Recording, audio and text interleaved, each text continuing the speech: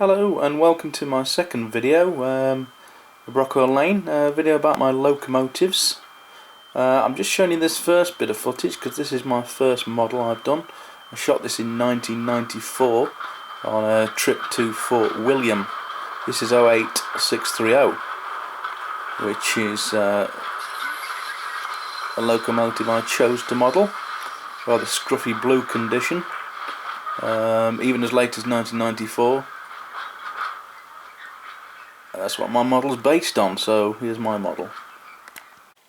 So here it is in model form.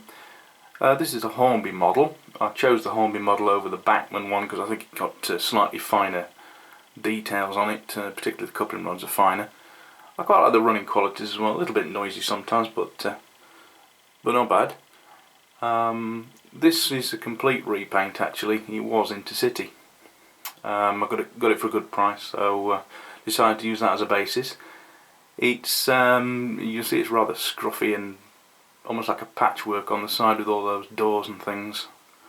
I painted it with varying different shades of rail blue to make it look like it was faded and uncared for, because of course this is based in the 90s anyway, so there wasn't many BR blue locos left. The chassis is sort of I think it's the a track dirt colour from Rail Match, and wasn't really a lot. It's got some decals on it from Fox. Fitted with KDs. I fit most of my models with. I seem to find them operate a lot better than tensional locks. It's a nice run of this one, so we'll move on to the next one. This next one's 08644 in old Intercity livery. This engine worked down in Cornwall on the China Clay, which is why I picked that one, because I like the China Clay trains. Another holiday location. It was originally called Piccadilly with a white stripe at the bottom, which I repainted to old Intercity as a grey tanny colour. Again, the transfers are from Fox, weathered with track colour. It makes quite a nice model. There's a lot of choice with 08s on liveries, which the manufacturers will never get around to doing them all, so some you have to repaint yourself. I'm quite happy with how that came out. That should actually have a cast arrow on it, but I haven't found any small enough yet. I did do an earlier video on this one without commentary on how I transformed it, so you might want to look back at that if you want to see more of that. Next is a Class 09, which are very similar to the 08s. Actually, in my first video I referred to it as an 08, which is wrong of course. It's in departmental grey livery. I actually bought this from a swap meet recently for about £30. Somebody had tried to repaint it from mainline blue to BR blue and made a bit of a mess of it, so I saw that as a bargain and I could do that up myself, so I've got photographs off the internet of this particular one. It goes nicely with my civil engineers wagons. This also needs cast arrows on the side, and as of yet I haven't found any small enough because they're slightly smaller than the standard size. Here's my Class 26 26004 in coal sector livery. I don't think there was many of these in coal sector livery in real life. I think they've pretty much got rid of 26s by about 1992. But I do like 26s, they're one of my favourites, they always have been. Not that I saw many in real life, just preserved ones. This one's been changed with, well, not a lot done to it, to be honest. The only things I put on are the cast, the etched plates, the Scotty dog there, and the arrows, which are both from Shawplan. Again, the underside's been weathered with track colour and some details picked out. I've also repainted the roof, which is sort of a standard thing I do with a lot of my diesels. I do them roof colour. It tends to blend in the different makes together, because Hornby and Bachmann and Heljan all have different interpretations of roof colours, I find in particular. and if they all match, at least if the roofs match, it tends to blend them together a bit and makes them look a little bit more realistic. Another thing I do is I usually blacken the side windows. I quite often use black gloss paint for that. Sometimes the glass in the side windows can look a little bit thick and over the top, and that just takes that away a bit. Here's another Class 26 from Heljan. Now this is probably my most heavy weathered Loco I've got. You can see on the rail freight sign I've painted a bit of BR blue to make it look like the sign's peeling off. There's also little bits of BR blue shining through the paintwork. I've added the red stripe down the bottom there, this on the sole bar. That's something Heljan miss off for some reason. Also the front lamp irons have been painted yellow to match the body. Brush painted. I don't do weathering with an airbrush. I really should do, but I don't have one. A lot of it's dry brushed. Again, a lot of use of track colour on the chassis. And yeah, it's a bit of a rusty hulk, this one.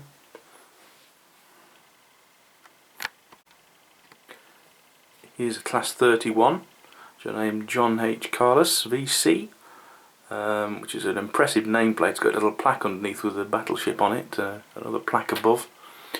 This is a Hornby model.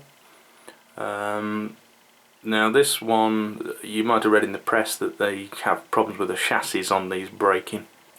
This one was no exception. Therefore I don't take the body off the chassis in case it falls to pieces, but I did I sort of patch it up a bit, and it did split on the edge of the body, but not too far. I filled it in and repainted it, and you can't, I don't think you can tell. I need some more 31s. I do like them. I need to get one with the head code boxes on the top. Although my favourite colour is Intercity, and Hornby have not done one of those yet. But there again, there's a lot of liveries Hornby haven't done on these. Yep, so I'm looking out for 2 or 3 more of these. Also, the triple grey ones I like. It's a good runner though. It really suits this layout nice. Not totally accurate. There's a lot of detail differences on these Class 31s in real life, but it's close enough for me. And it was a particularly nice nameplate, which I think I got from it was either Shawplan or Fox. Which are my 2 suppliers for nameplates. Again, it's basically rail match track dirt around the chassis area, and again on the roof it's roof dirt from rail match.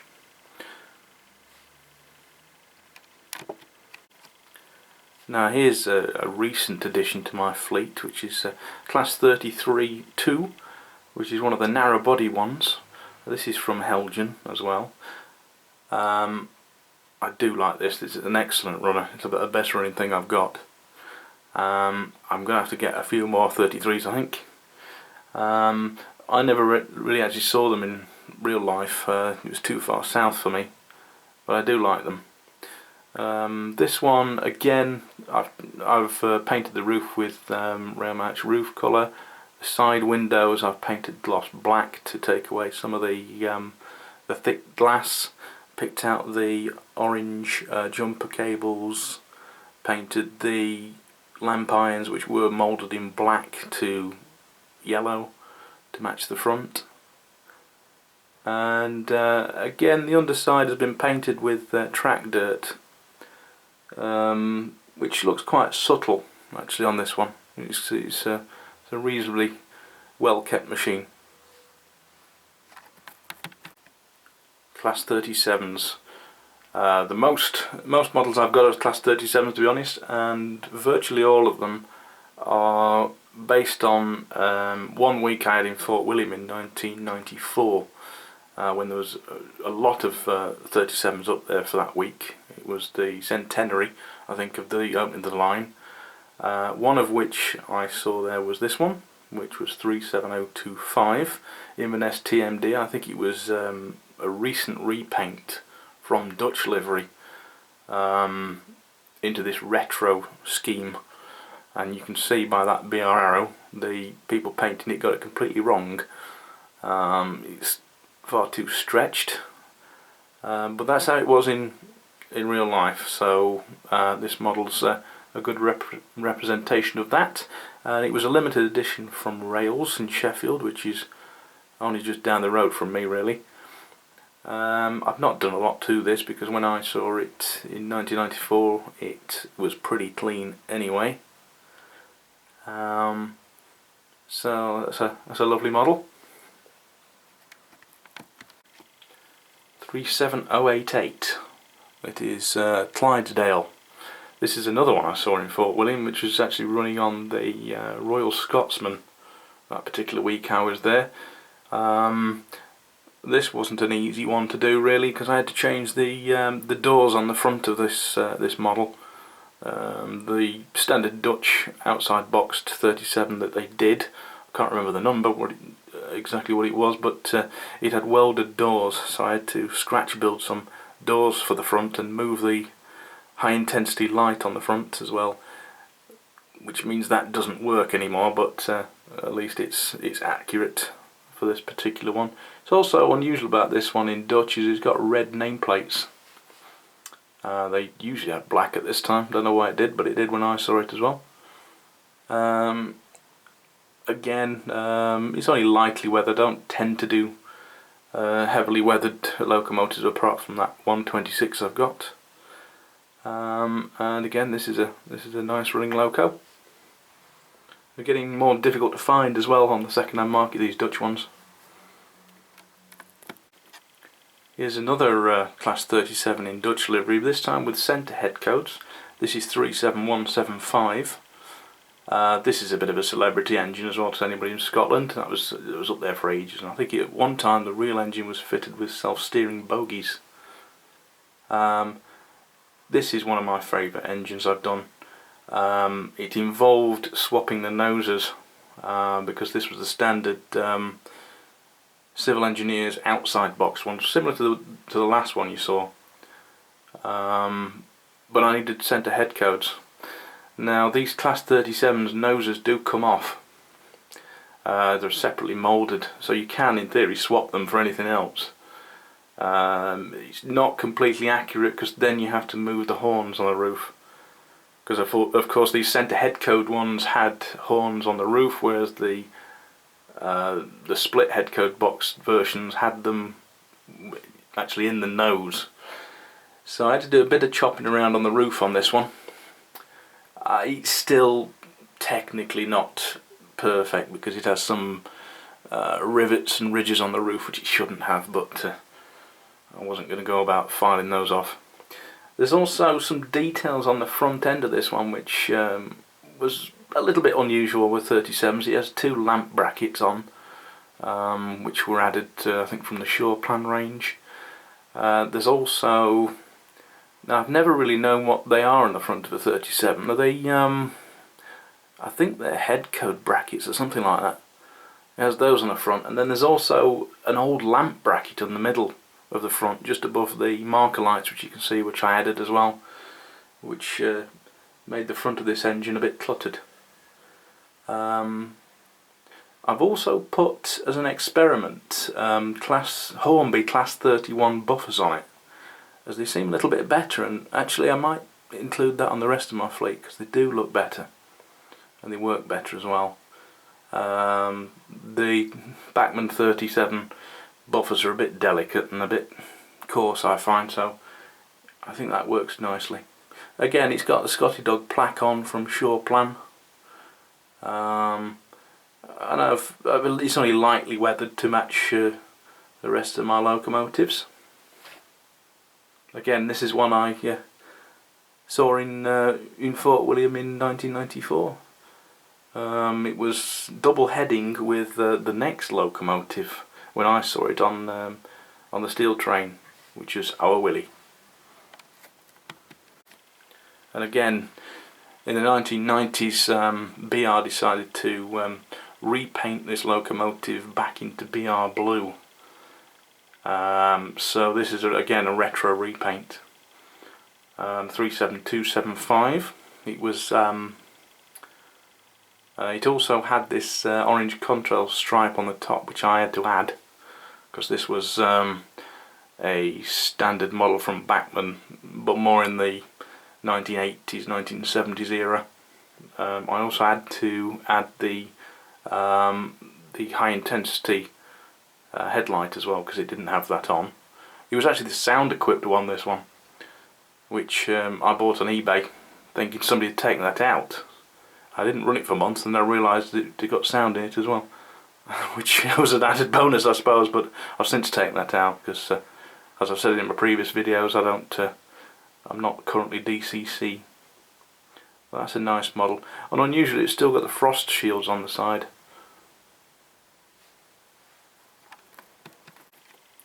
Now on to the 374s. I've got a few of these. Most of them are based on the Saltaire Society in rail freight distribution, which are easily changed into different running numbers. This is 37401 Mary Queen of Scots. Again, one I saw in 1994. Only different thing about this, I think, apart from the renumbering and renaming, is you've got a lamp bracket on the front above the two marker lights, which I had to drill and fit. Otherwise, it's pretty standard, this one. 37403 Ben Caracan. This again is a retro repaint, which was done in the early 90s. This one was a bit of a difficult one to do. I know Bachmann did this as a collector's club model some years ago, but it was the old model, which I don't like. So how I did this one was buy another limited edition, which was a later one, which was Caerphilly Castle. That was a collector's club one again, which was very difficult to find. And I removed the nameplates and numbers from that and redid it as Ben Caracan. Now it's not completely accurate because that orange stripe on this one needs moving up really to be totally accurate. It's a little bit lower than the grey roof. Something I might get around to doing. It's also got the D numbers on the side, which is D6607. They're on both ends. The only thing that tells you it's 403 is the small number on the front. But I'm quite proud of this engine. Again, I saw it in Fort William running on the sleeper and specials, and it's a lovely model, this one.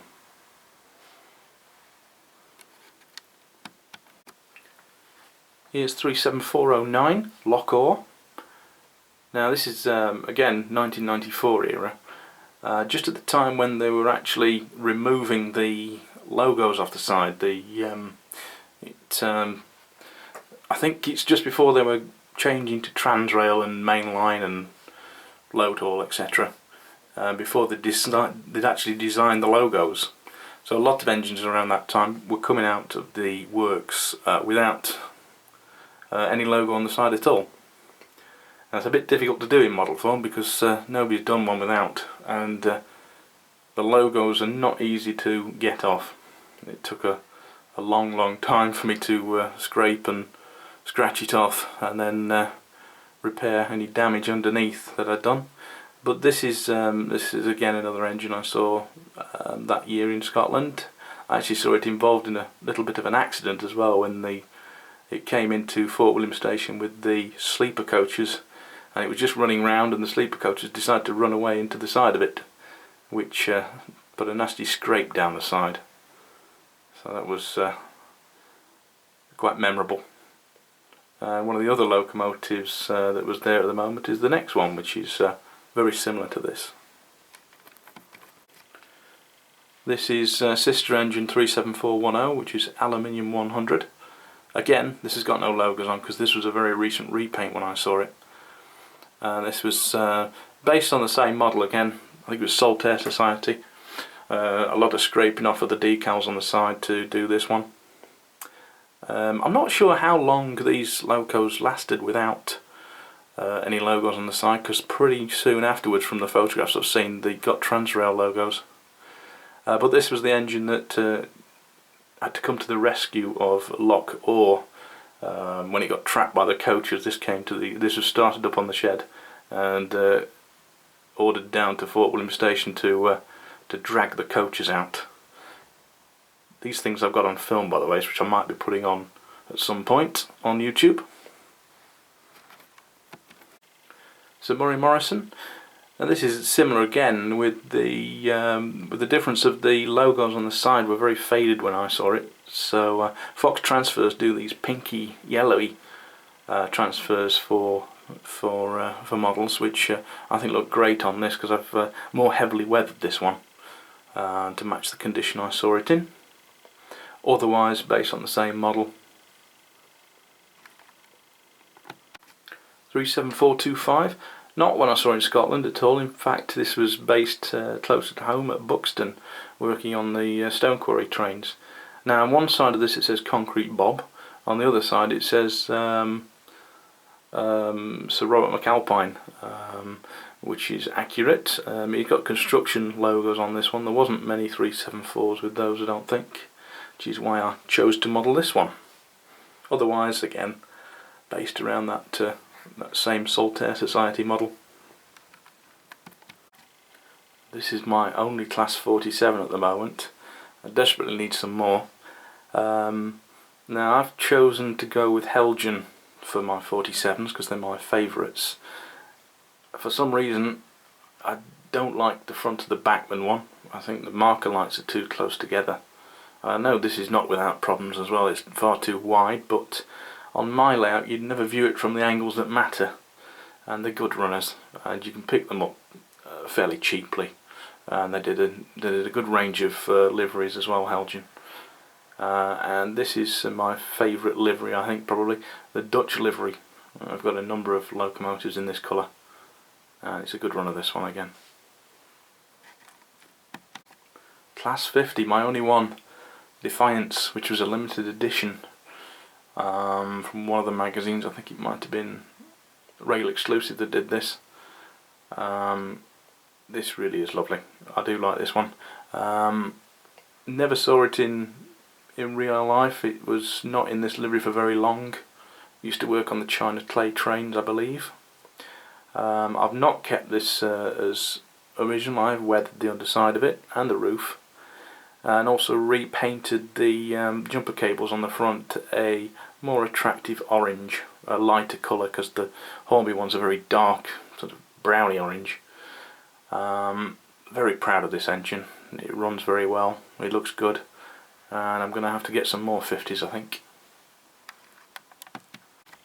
This is my only Class 56 from Hornby, one of the later super detail ones. I actually paid somebody to repaint this into Dutch livery, because as I've said before, it's one of my favourite liveries. Since that I've weathered it as well, so I've sort of a half professional repaint, half mine. I redid the roof as previously described, and the same thing with the jumper cables at the front. There wasn't many of these in the Dutch livery in real life, but I always thought it suited them. It's not the best runner because of a squealing noise it makes, but I'll have to get the body off and lubricate it, I think. Heljan Class 58s. Heljan's are my favourite manufacturers. I just like the quality and the weight of them, and the sturdiness of the details. This one's Markham Colliery. I named it that because I used to work very close to that. It's in mainline livery, which is probably a little bit late for my era, but it's quite a nice livery. I've got 3 58s. This is the first of them. 58028 in coal sector. Quite heavily weathered, this one.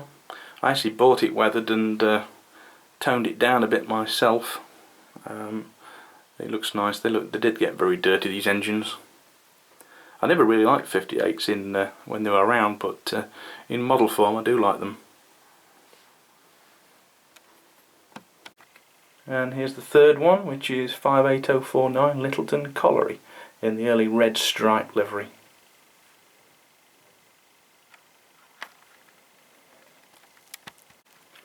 And here's a red shed, which doesn't fit into my time period at all, but I've had this a few years and I did a few modifications to it which I quite like, including the KD on the front, which was put inside that the valance on the front.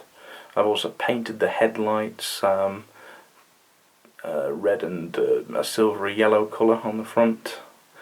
I've also added the rear view mirrors, which Bachmann don't include on this, heavily weathered.